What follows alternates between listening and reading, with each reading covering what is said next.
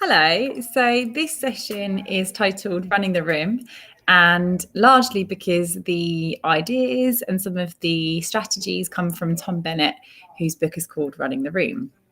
And Tom Bennett also heads up a working party group.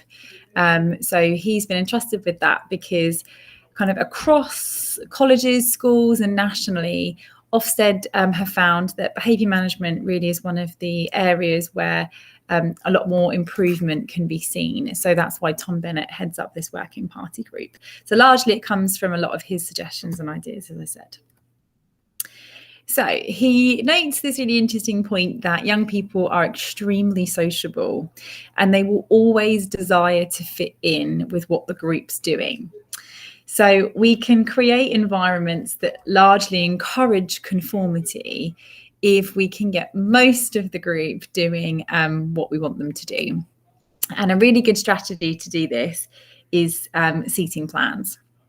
It's where we can create that culture of concentration.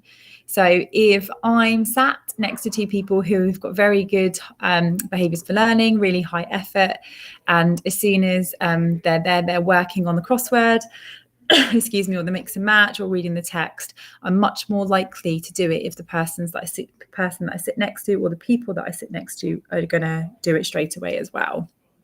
He gives this really lovely example of if there's a room full of people clapping, it's very difficult to not clap as well. So seating plans can be used to create an environment that's got really good dynamics. He notes that effort is contagious. So students will gravitate towards others who give the same level of effort as them or very, very similar. It's why you find that there's pockets of the room that might have really high effort and really high engagement, but others corners might be slightly trickier. So it's really good suggestion to try seating plans with all of your groups, regardless of whether they're level 1, essential skills, second years. I note that it really does help create a really good dynamic, and effort is largely mirrored with the people that we sit around.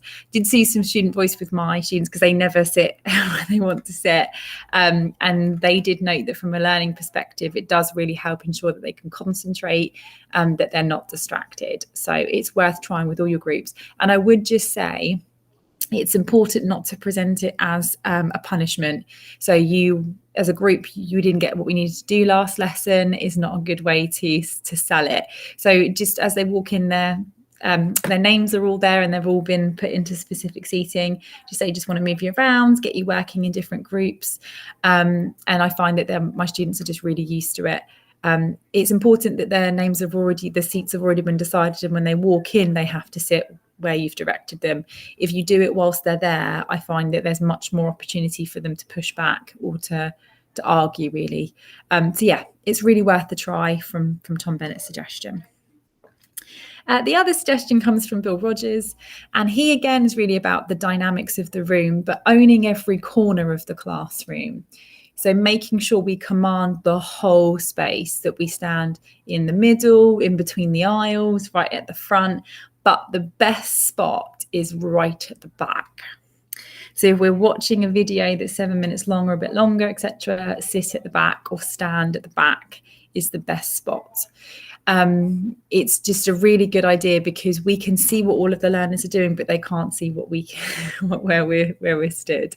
And to scan the room really obviously, to make sure you can see what everyone's doing, that you're kind of on your tiptoes, looking right at the back in all the corners. But yeah, right at the back and scanning the room really obviously. The other suggestion he gives, which kind of ties into the kind of conformity and making it difficult not to want to conform, is to focus on the positives.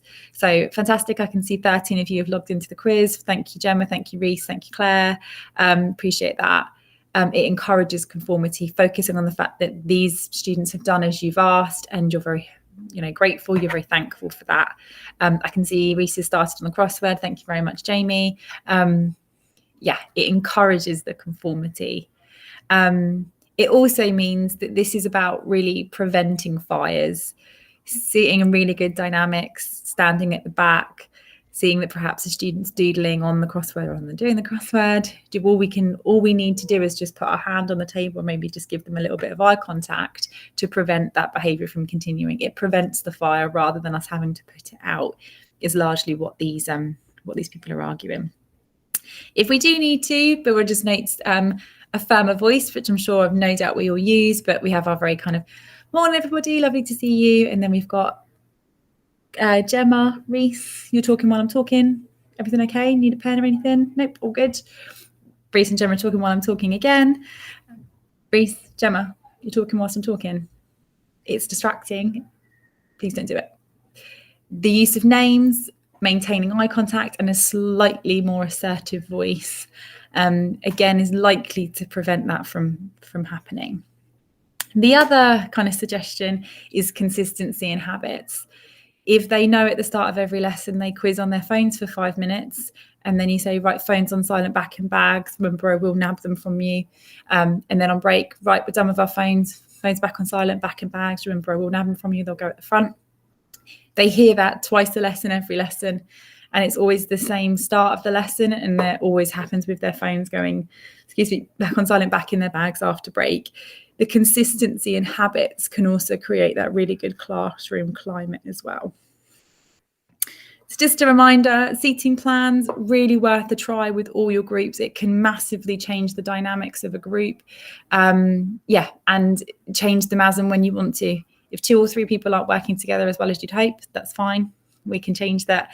The purpose of them sat with certain people is to foster the best learning relationships possible, not for them to be besties necessarily and discuss what happened kind of in that party on Friday night. So it really does help foster good relationships.